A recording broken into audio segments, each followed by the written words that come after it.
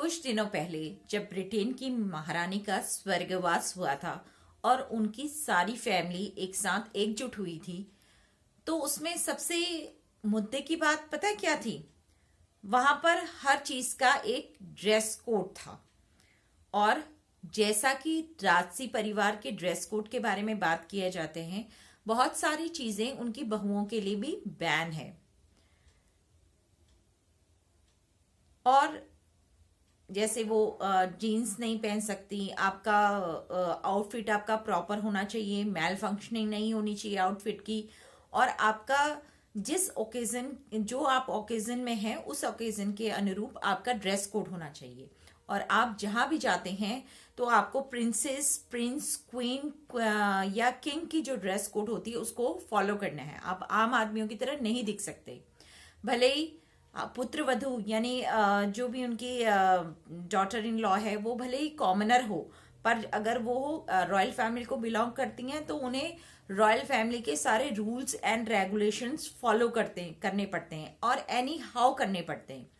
अगर वो रूल और रेगुलेशंस फॉलो नहीं करते हैं तो उन्हें शाही परिवार से बाहर निकाल दिया जाता है या निष्कासित कर दिया जाता है। ये चीजें उन दिनों न्यूज़पेपर में बहुत चल रही थी, बहुत सुनी जा रही थी, बहुत ज्यादा पढ़ी जा रही थी। अब आप कहेंगे आज मैं अचानक रॉयल फैमिली को लेके क्यों आ गई हूं? तो जब रॉयल फैमिली की बहुएं जो कॉमनर होके एक बहुत बड़े राजसी परिवार का हिस्सा बनती हैं और वो रॉयल फैमिली के सारे rules, regulation, dress code, jewellery code, makeup code सब उनको फॉलो करना पड़ता है और वो हंसते हंसते उन्हें फॉलो करते भी हैं। अगर वो फॉलो ना करें तो उन्हें फैमिली से बाहर भी निकाल दिया जाता है। उन्हें खाने का एटिकेट्स, पहनने का एटिकेट्स, आपका टाइमली डाइनिंग टेबल पर पहुंचने का एटिकेट, सब कुछ फॉलो करना पड़ता है। और हम कॉमन मैन से ज्यादा उन्हें एक रिस्ट्रिक्टेड लाइफ जीनी पड़ती है, क्योंकि उन्हें रिप्रेजेंट करना पड़ता है अपने आप को, अपनी पब्लिक को। वो एक रिप्रेजेंटेटर होते हैं कि हाँ इन्हें फॉलो करो, इस टाइप से एक रिप्रेजेंटेटर होते हैं। और ये मुद्दा आज मेरी दिमाग में इसलिए आया क्योंकि जहां तक है आजकल की जो इंडियन फैमिली की गर्ल्स हैं, स्पेशली हिंदू, जहां पर हमें बिंदी लगाना, सिंदूर भरना, गले में मंगलसूत्र होना, हाथों में चूड़ियां होना, ये कंपल्शन है। ये हमारी सुहाग की निशानियां है। एक मैरिड लेडी या मैरिड वुमेन की पहचान होता है। जो भी मैरिड लेडीज या मैरिड वुमेन होती हैं वो बिंदी, सिंदूर वगैरह तो लगाती ही लगाती हैं। बट अब जो मैं देख रही हूँ, क्योंकि आजकल उत्तराखंड में शादियों का सीजन है और हम लोग खूब सारे महिला संगीत में जाते हैं और महिला संगीत को एंजॉय करते हैं। तो वहां पर मैं देख रही हूँ कि न्यूली मैरिड जो लड़कियां हैं, जो आज की लड़कियां हैं, उन्होंने किताबी ज्ञान तो प्राप्त कर लिया पर अपनी संस्कृति का ज्ञान भूल गई। वह ना मांग में सिंदूर भरती हैं, ना आपकी चूड़ियां पहनती हैं, ना बिंदियां लगाती है। उनको देखकर आप आइडेंटिफाई नहीं कर पाते हैं, मंगलसूत्र तक नहीं पहनती हैं। उनको देखकर आप आइडेंटिफाई नहीं कर पाते हैं कि ये मैरिड हैं या अनमैरिड हैं या विडो हैं, क्या है ये, क्या किस कैटेगरी में उन्हें रखा जाए। जब एक शाही परिवार में रहने पर शाही परिवार के रूल्स और रेगुलेशन हमें फॉलो करने पड़ते हैं तो हम हिंदू, जबकि हर चीज हिंदुत्व में एक बहुत ज्यादा मीनिंगफुल वे है, हर चीज का मीनिंगफुल वे है। जैसे बिंदी लगाने से कंसंट्रेशन बढ़ता है।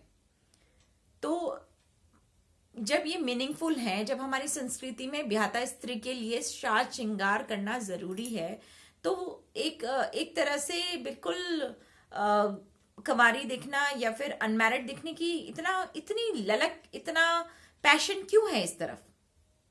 जब एक रॉयल फैमिली की बहू अपनी शादी के बाद रॉयल फैमिली के रूल्स एंड रेगुलेशन फॉलो करती है, तो हमारे इंडियन फैमिली में आने वाली बहुएं इंडियन फैमिली कल्चर को क्यों नहीं कैरी आउट कर रही हैं? क्यों नहीं उन्हें संभाल के रख रही हैं? क्यों नहीं हमारी सभ्यता और संस्कृति को संभाल के रख रही हैं? आगे अगर इस धरोहर को संभाल के नहीं रखेंगी तो वो क्या देंगी अपने बच्चों को? क्या होगा उनके पास देने के लिए?